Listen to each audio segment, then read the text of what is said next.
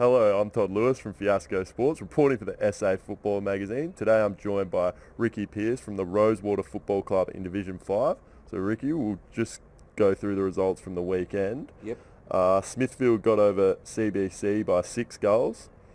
Greenacres got over Pulteney by 10 goals, I think it is. Yep. Blackfriars got a close win over Lockleys by a point, and Glenunga defeated Elizabeth by a massive 9 goals.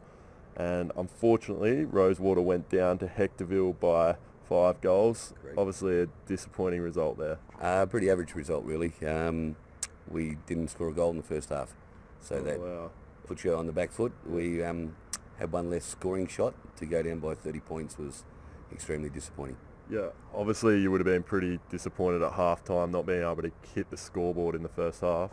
Yeah, we just didn't use the ball well, and we weren't smart bringing the ball inside 50. They had 1 or 2 sitting back, and we just lobbed it on their head, and we had options where players were free, and smart footballers weren't putting the ball to the advantage of the team, so we just burnt the ball. Yeah, obviously you were behind the 8 ball at half-time. It's hard to get back into a game when it's like that, but you must have played better footy after half-time. Were there some pleasing aspects to come out of the second half? Oh yeah, it was good. Like we're 4 weeks in. It's my 4th week of coaching the club, and still learning who can play and who can't play, and just getting the feel for the club. To outscore them in the second half was pleasing. To, as I said, to have 1 less scoring shot, that means we had the ball inside 50. We just haven't used it well enough.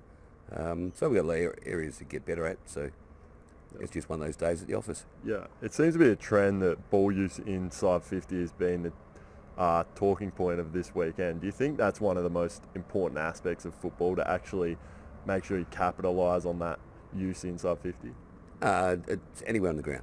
You just got to hit a target. Yep. It doesn't matter if you burn it in the back line, it kills you. If you give it up in the middle of the ground, it kills you. If you can't hit a forward, you're not getting reward for effort that's happening up the ground. So we're growing. We've got obviously areas to improve. They were really good in the first half. So take nothing away from Hectorville. Yep. We just were poor. So our preparation mightn't have been quite as good as it could have been. Our warm-up mightn't have been as good as it could have been. So we'll get better in all those areas. Okay, we'll just move on to next week's games, if I can get a tip from you on each game. Yep. So we've got Elizabeth taking on Blackfriars Old Scholars. Who do you think will win that one? Give the chocolates to Blackfriars. They seem to be up at the top end of the ladder at the moment, and I think they've got home by 1 point yesterday. They're undefeated, so I'll go with Blackfriars. Okay, Lockleys take on CBC. I thought CBC were good against us, but I know Lockleys have got some good recruits from Flinders, so I'll give the nod to Lockleys. Okay, Pulteney take on Hectorville at Pulteney. I've seen Hectorville firsthand yesterday. I think they'll be pretty handy, so I'll take Heckies.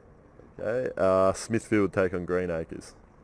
This could be a good game. I thought Greenacres were pretty good against us, and Smithfield got us by 11 points in round 1.